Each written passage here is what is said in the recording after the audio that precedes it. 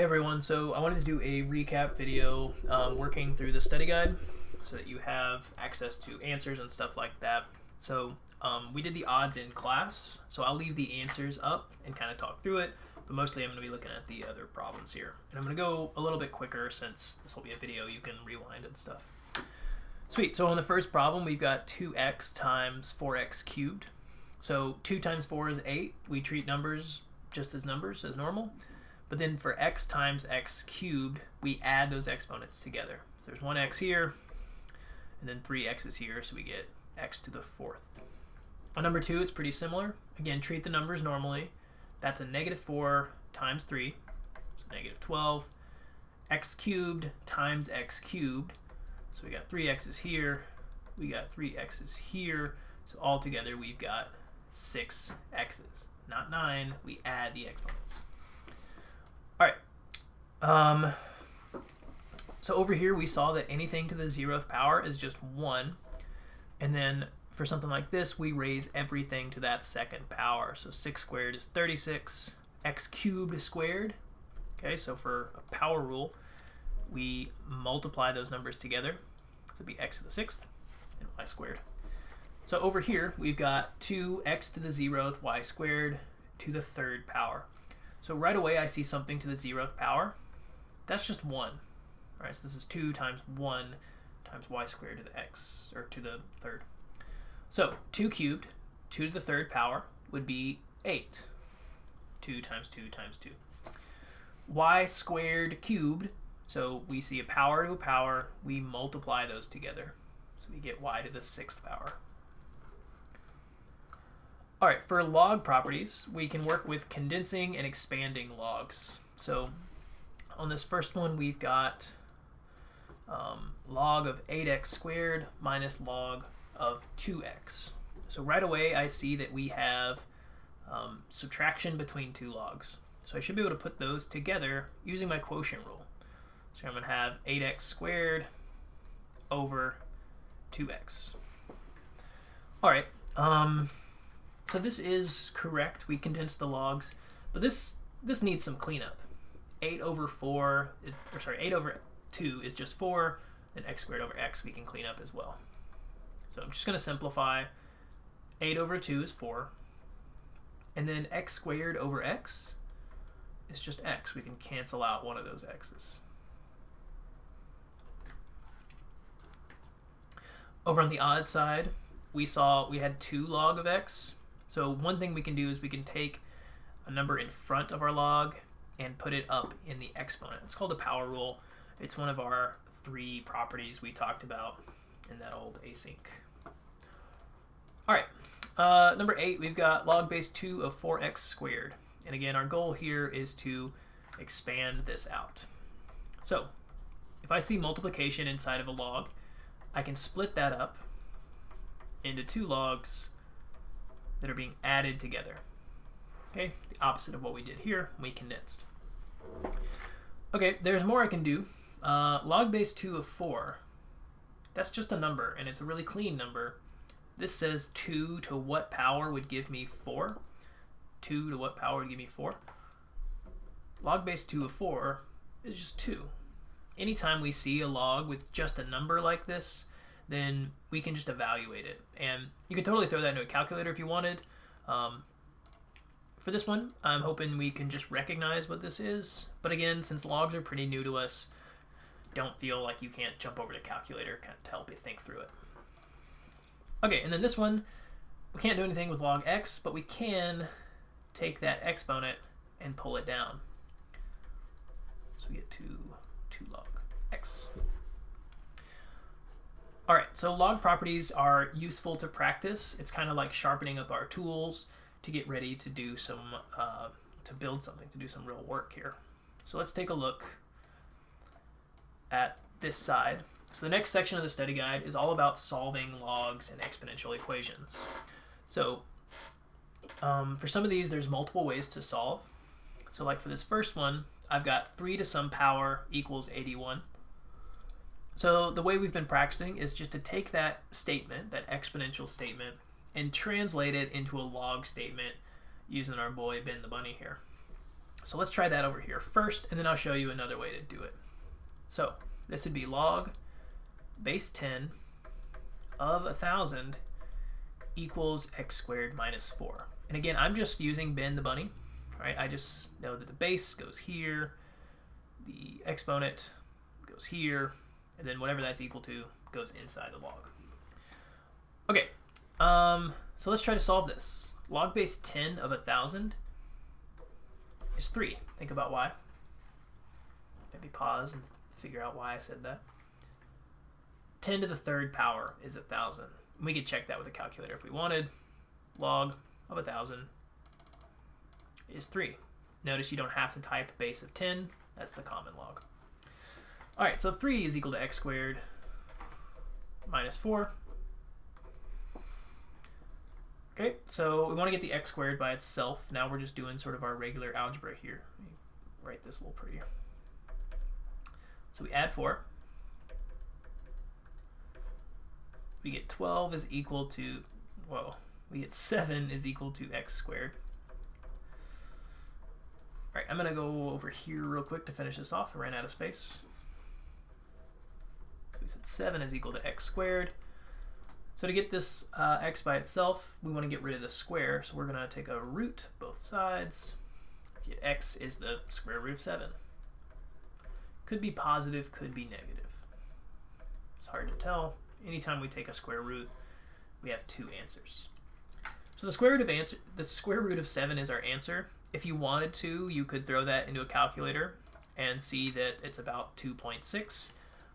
But I like leaving it like this because that's really accurate. Oh, we said there's another way to solve this. So I'm going to erase this and show you a different method. So as we were solving this, we noticed that log base 10 of 1,000 is just 3. It's a really simple, clean logarithm. In other words, 1,000 is a power of 10.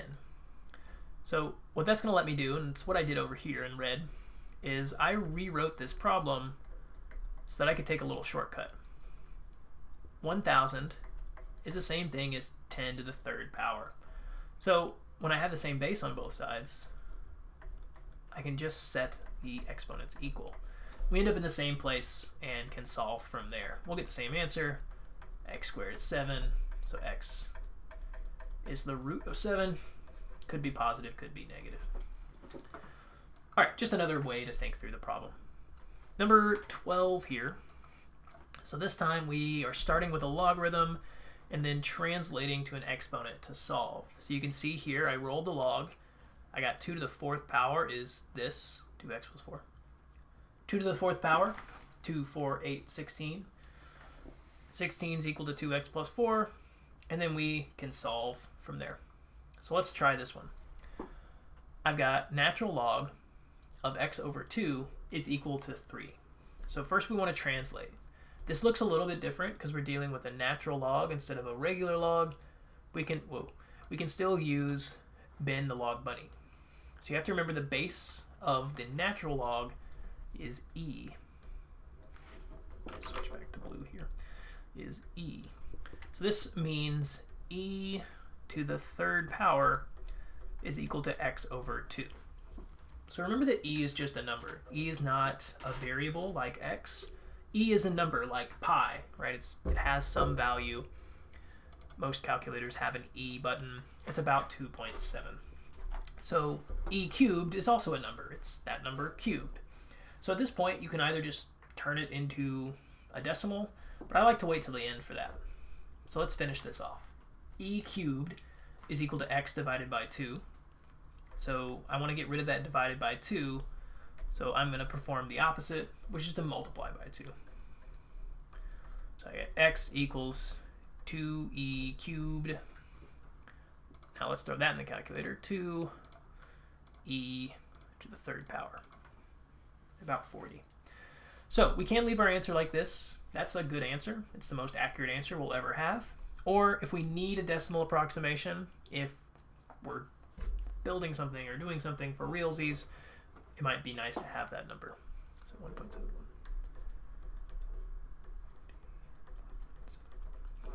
Cool, so either answer is correct.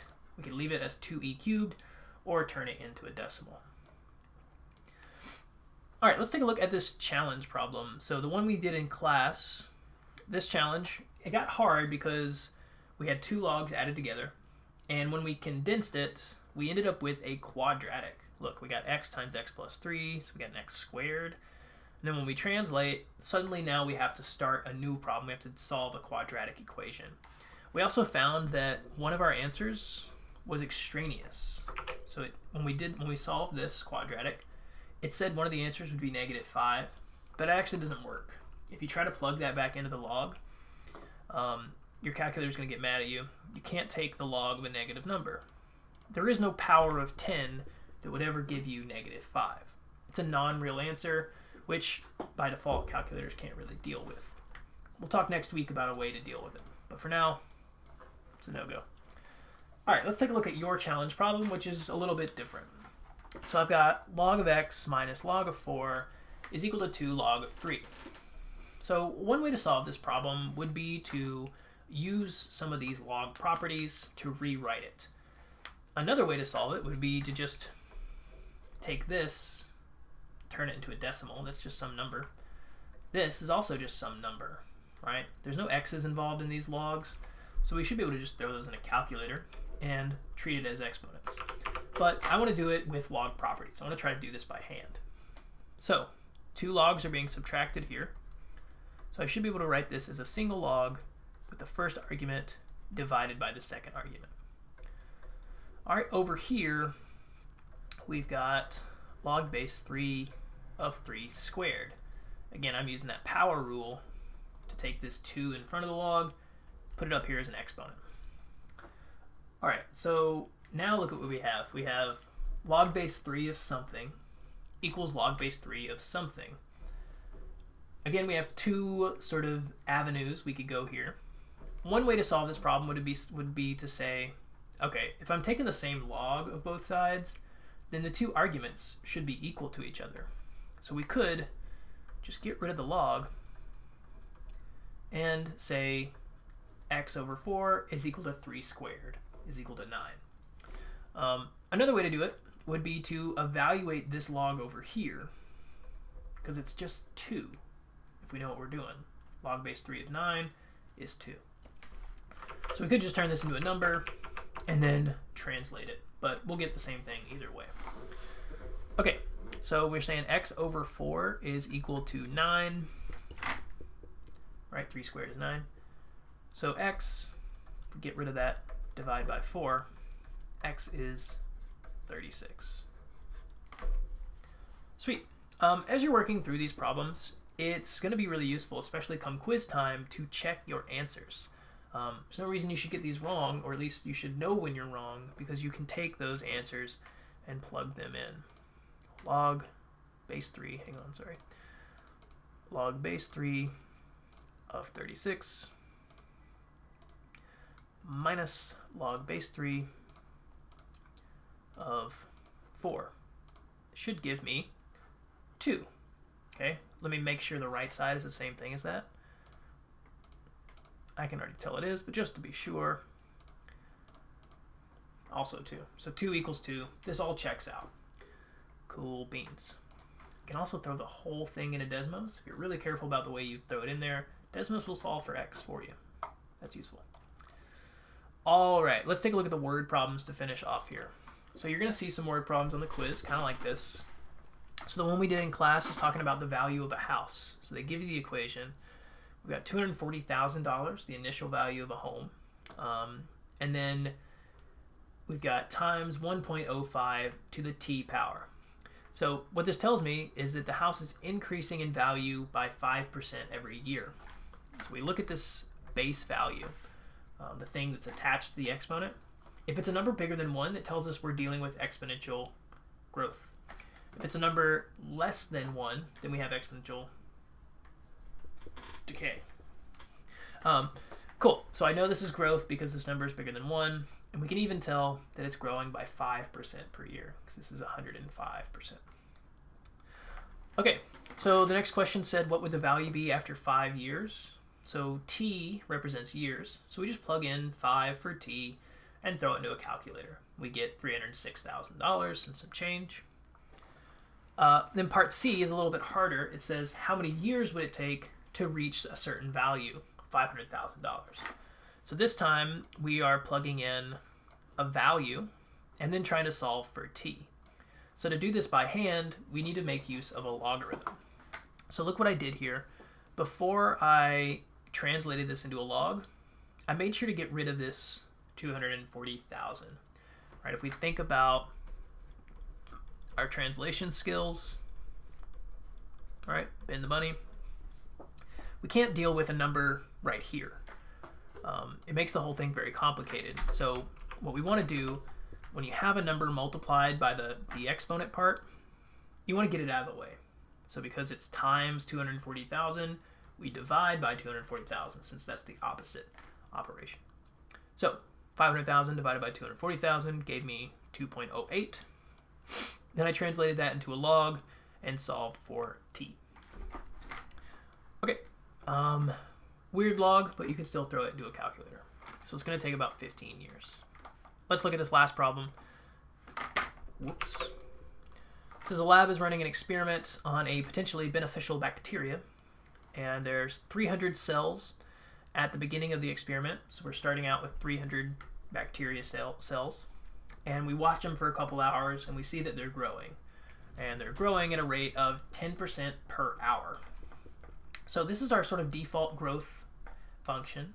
Our final amount equals the principal amount times 1 plus r for growth. If this were a decay function, we'd have 1 minus r. Remember that r is our rate, and it has to be written as a decimal. So I take this rate, 10%, and I turn it into a decimal. So percent means per 100. So we divide by 100, we get 0.10. It's really important that you change your rates to a decimal. Okay, so when I plug everything in, 300 is our principal, or starting amount. R is our rate, 10%, and t is our variable. It's going to stay t. Right, that's like our x. So t is the thing that changes, the thing we're going to plug in. All right, so you can write it like this, or you can simplify it a little bit. 1 plus 0.10 is 1.10. Either way is fine. So we wrote our model. There's the answer to that. Part B says, according to the model, how many hours will it take until these cells double their starting amount? So we want to know, how long will it take for us to reach double the principal, double the original amount?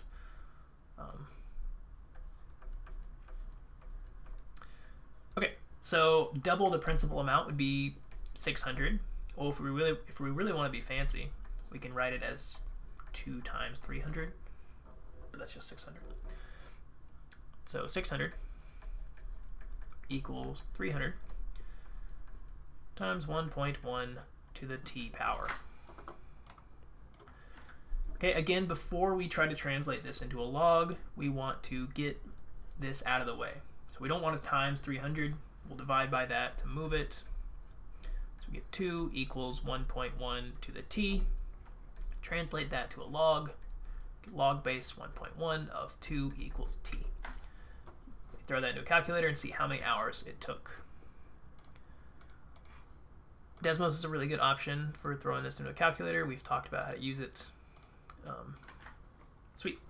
So it takes about 7.3 hours. 273.